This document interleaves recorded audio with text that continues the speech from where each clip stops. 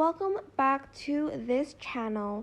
In this video, I'm going to be showing you guys how you can delete a collection on TikTok. First, you are going to go to your profile page, so go ahead and hit the profile button on the bottom right corner of your screen. Then you are just going to go to Saved, like to your favorites tab. And after that, you are going to go and select collections over here.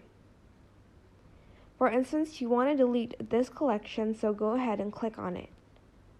Click the three dots on the top right corner of your screen, and then just press delete collection.